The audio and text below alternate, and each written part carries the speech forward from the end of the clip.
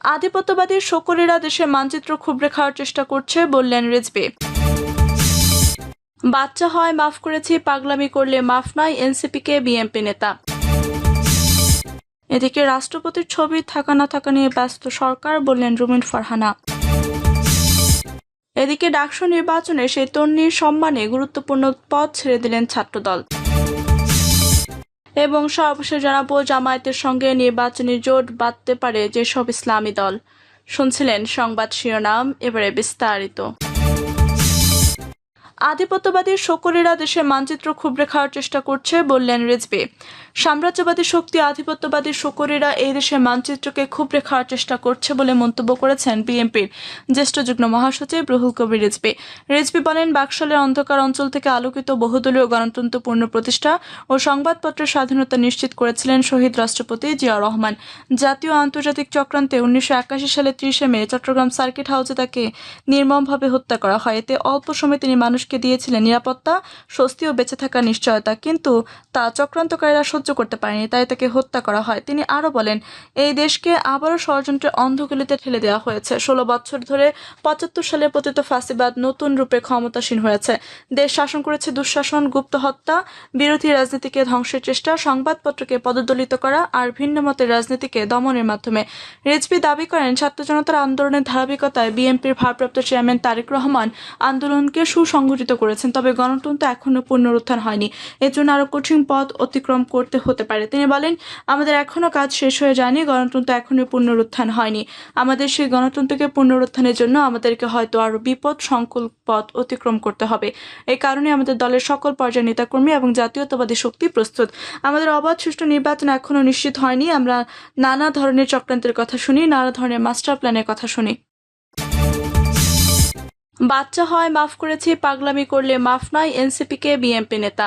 বিএনপির কেন্দ্রীয় সহ গণশিক্ষা বিষয়ক সম্পাদক আনিসুর রহমান খোকন তালুকদার এনসিপি নেতাদের উদ্দেশ্য করে বলেছেন, কিছু নাবালক দলের নেতাকর্মী আগামী ফেব্রুয়ারিতে জাতীয় সংসদ নির্বাচন নিয়ে ষড়যন্ত্র করছে। আগে বাচ্চা হয় তাদের মাফ করা হয়েছে, কিন্তু এখন যদি তারা পাগল হয় তাহলে তাদের মাফ করা যাবে না। বিএনপি কেন্দ্রীয় সহ গণশিক্ষা বিষয়ক সম্পাদক বলেন, বর্তমান সময় দেখা যায় কিছু নাবালক দল অবুঝ শিশুরা বলে বেড়াচ্ছে আগামীতে নির্বাচন হবে না। বাচ্চা পোলাপান অবুঝ হলে অনেক কিছুই বলে, তবে আমাদের আন্দোলন সংগ্রামে যতটুকু বয়স তাদের জীবনের বয়সও সেটুকু হয়নি, তাই বাংলাদেশের মাটিতে কথা বললে বুঝে শুনে বলতে হবে। তিনি বলেন, 17 বছর বাংলাদেশ জাতীয়তাবাদের শক্তি, যে সকল ভাইয়েরা গুম হয়েছে, খুন হয়েছে, রক্ত দিয়েছে, জীবন দিয়েছেন, সেই সকল পরিবার কিন্তু আগামী দিনে নির্বাচন চায়, গণতান্ত্রিক সরকার দেখতে চায়। তিনি আরো বলেন, এই মানুষগুলো রাজপথে জীবন দিয়েছে আপনাদের সেবা করার জন্য, আপনাদেরকে 5 বছরের উপদেষ্টা দেখার জন্য না, আপনাদের নতুন পার্টিকে মাথায় তুলে নাচার জন্য জীবন দেয় নাই। রাষ্ট্রপতির ছবি থাকা না থাকা নিয়ে ব্যস্ত সরকার, বললেন রুমিন ফারহানা। বিএনপির সহ আন্তর্জাতিক বিষয়ক সম্পাদক ও সাবেক সংসদ সদস্য ব্যারিস্টার রুমিন ফারহানা বলেছেন, রাষ্ট্রপতির ছবি থাকবে কি থাকবে না সেটা নিয়ে সরকার যত ব্যস্ত, তার চেয়ে যদি বাংলাদেশের ল অ্যান্ড অর্ডার সিচুয়েশনটা ঠিক করার দিকে সরকার মনোযোগী হতো, বাংলাদেশের মানুষের নিরাপত্তা দেওয়ার ব্যাপারে সরকার মনোযোগী হতো, তাহলে আমার মনে হয় দেশটা আরেকটু রাইট ট্র্যাকে যেত। রুমিন ফারহানা বলেন, গত 1 বছরে রাষ্ট্রকে ঐক্যবদ্ধ রাখা, মানুষকে ঐক্যবদ্ধ করা, 15 বছর যে বিভাজনের চাষ হয়েছে সেটাকে বন্ধ করা, ল অ্যান্ড অর্ডারকে স্থিতিশীল করা, প্রতিষ্ঠানগুলোকে শক্তিশালী করা, এদিকে মনোযোগ না দিয়ে সরকার অন্যান্য অনেক নিচে গিয়ে ছোট ছোট ব্যাপারে মনোযোগ দিয়েছে। ধরুন, এই যে রাষ্ট্রপতি পোর্টেড ব্যাপারটাই ধরুন, এই পোর্টেড সরানো কেন হলো আমরা কেউ জানি না, আপনি জানেন না, আমি জানি না, রাজনৈতিক দলগুলো জানে কিনা আমি জানি না। এই যে কেউ না জানলেও চুপে চুপে একটা মৌখিক নির্দেশ দেওয়া হলো, এটার অর্থটা কি? যদি না পোর্টেড নীতি নিয়ে থাকে তাহলে সেই প্রজ্ঞাপন দিয়ে আমাদের জানাও, তাহলে কারো পোর্টেড থাকবে না, ওয়েল এনাফ। আর কোনো পলিটিক্যাল পার্টি যদি সেটাকে সাপোর্ট করে তাহলে আমি আশা করব সেই পলিটিক্যাল পার্টিও যখন ভবিষ্যতে ক্ষমতায় যদি যায় তাহলে তারাও নো পোর্ট্রেট নীতি নেবে।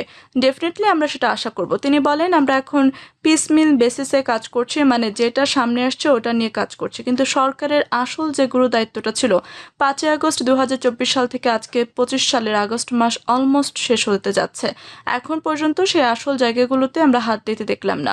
রাষ্ট্রপতির ছবি থাকবে কি থাকবে না সেটা নিয়ে সরকার যত ব্যস্ত, তার চেয়ে যদি বাংলাদেশের ল অ্যান্ড অর্ডার সিচুয়েশনটা ঠিক করার দিকে সরকার মনোযোগী হতো, যদি মানুষের নিরাপত্তা দেওয়ার ব্যাপারে সরকার মনোযোগী হতো, যদি একজন ভালো উপদেষ্টাকে স্বরাষ্ট্রের দায়িত্ব দেওয়া হতো, যদি নির্বাচন সামনে রেখে কিভাবে তারা রোডম্যাপ তৈরি করবে সেটা নিয়ে মানুষের সামনে একটা ক্লিয়ার পিকচার দিত, যদি রাজনৈতিক পলিটিক্যাল পার্টিগুলোর মধ্যে ঐক্যমতের ব্যাপারে আরেকটু জোর দিত এবং যত দ্রুত সম্ভব নির্বাচনের ব্যাপারে একটা ফয়সালা করতে পারত, তাহলে আমার মনে হয় দেশটা আরেকটু বোধহয় রাইট ট্র্যাকে যেত। তিনি আরো বলেন, আপনি যদি সাধারণ মানুষের দিকে কান পাতেন যারা কোনো পলিটিক্স করে না, তারা কিন্তু ভীত এবং তারা বলেন দ্রুত একটা পলিটিক্যাল গভর্নমেন্ট আসুক, সেই গভর্নমেন্ট যেমনই হোক is better then unelected government.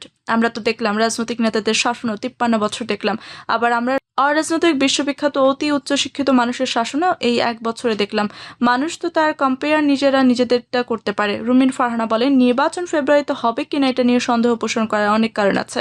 নির্বাচনে মানুষের মধ্যে এক ধরনের প্রত্যাশা, অপেক্ষা, উচ্ছ্বাস আছে।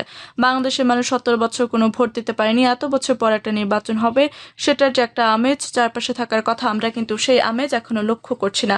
যদি ডক্টর মোহাম্মদ ইউনূস স্পষ্ট বলেছেন যে ফেব্রুয়ারির মধ্যে নির্বাচন হবে এবং ফেব্রুয়ারির প্রথম 1 সপ্তাহ হবে, প্রথমে বলেছেন প্রথম দিকে, তারপরে বলেছেন রমজানের আগে নির্বাচন হবে, মানে মধ্যভাগের মধ্যে নির্বাচন হয়ে যাবে, কিন্তু মানুষ এই কথাটি বিশ্বাস করছে না। ডাকসু নির্বাচনে সেই তরুণীর সম্মানে গুরুত্বপূর্ণ পদ ছেড়ে দিল ছাত্রদল। ঢাকা বিশ্ববিদ্যালয়ের কেন্দ্রীয় ছাত্র সংসদ নির্বাচনে গবেষণা প্রকাশনা বিষয়ক সম্পাদক পদে জুলাই গণঅভ্যুত্থানে আহত ঢাকা বিশ্ববিদ্যালয়ের শিক্ষার্থী সঞ্জিদা আহমেদ তরুণীর সম্মানে কোনো প্রার্থী ঘোষণা করেনি বাংলাদেশ জাতীয়তাবাদী ছাত্রদল। দুপুরে ডাবির অপরাজয় বাংলার পাদদেশে ডাকসুর প্যানেল ঘোষণার সময় ছাত্রদল সভাপতি রাকিবুল ইসলাম রাকিব এ ঘোষণা দেন। তিনি বলেন, গত বছরের 15 জুলাই সঞ্জিদা আহমেদ তরুণীর সেই রক্তাক্ত মুখ সবাইকে নাড়িয়ে দিয়েছিল। তার এই ত্যাগের জন্য আমরা এই পদে কোনো প্রার্থী ঘোষণা করছি না। এর আগে কেন্দ্রীয় সংসদের গবেষণা প্রকাশনা সম্পাদক পদে নিজের প্রার্থিতা ঘোষণা করেন সঞ্জিদা আহমেদ তরুণী। পরে বাংলাদেশ গণতান্ত্রিক ছাত্র সংসদও তার সম্মানে এই প্যানেলে তাদের কোনো প্রার্থী ঘোষণা করবে না বলে জানায়। এদিকে ঢাকা বিশ্ববিদ্যালয়ের কেন্দ্রীয় ছাত্র সংসদ নির্বাচনে বাংলাদেশ জাতীয়তাবাদী ছাত্র দলের চূড়ান্ত প্যানেল ঘোষণা করা হয়েছে। এতে ক্ষুদ্র নৃগোষ্ঠীর শিক্ষার্থীদের প্রাধান্য দেওয়া হয়েছে। প্যানেলে ভিপি হিসেবে বিশ্ববিদ্যালয়ের যুগ্ম সাধারণ সম্পাদক আবিদুল ইসলাম খান, জিএস পদে কবি জসিমউদ্দিন হলের আহ্বায়ক তানভীর বারী হামিমো। জামায়াতের সঙ্গে নির্বাচনী জোট বাঁধতে পারে যেসব ইসলামী দল। জুলাই গণঅভ্যুত্থান পরবর্তী সময়ে দেশের ইসলামপন্থী রাজনৈতিক দলগুলোকে এক প্ল্যাটফর্মে আনার উদ্যোগ নেয় বাংলাদেশ জামায়াত ইসলামী। এ লক্ষ্যে তারা বেশ অগ্রসর হয়েছে।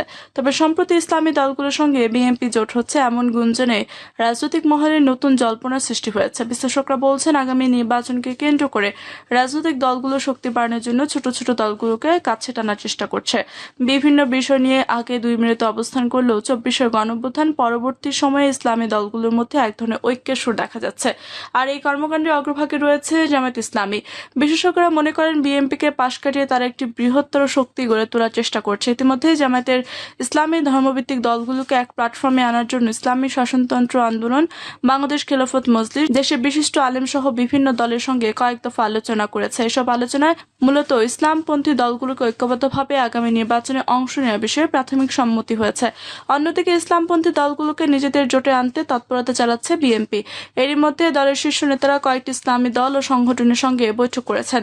বিএনপির এসব তৎপরতা রাজনৈতিক মহলে নতুন আলোচনার জন্ম দিয়েছে। ফলে ইসলামী দলগুলোকে ঐক্যবদ্ধ করার উদ্যোগ নেওয়া জামায়াত ইসলামী শেষ পর্যন্ত কোন কোন দলকে পাশে পাবে তা নিয়েও গুঞ্জন শুরু হয়েছে।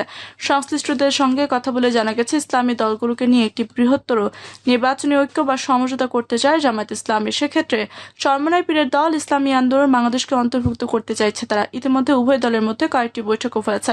তবে একসময় জামায়াতের কট্টর সমালোচক ইসলামী আন্দোলন বাংলাদেশ নির্বাচনী সমঝোতা প্রক্রিয়ায় যুক্ত থাকবে কিনা তা নিয়ে প্রশ্ন উঠেছে।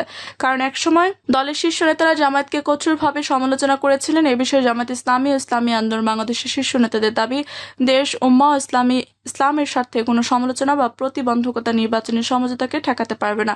জামায়াত ইসলামের সেক্রেটারি জেনারেল ও সাবেক এমপি অধ্যাপক মিয়া গোলাম পরোয়ার বলেন, দেশের ইসলামিক চিন্তাবিদ ও আলেম ওলামা বুঝতে সক্ষম হয়েছে যে এবারে নির্বাচনে সব ইসলামী শক্তির মধ্যে একটা নির্বাচনী ঐক্য থাকতে হবে। সেই লক্ষ্যে তারা কাজ করছেন এবং আমরা দৃঢ়ভাবে বিশ্বাস করি আমাদের মধ্যে অচিরেই একটা সমঝোতা হতে যাচ্ছে ইনশাআল্লাহ।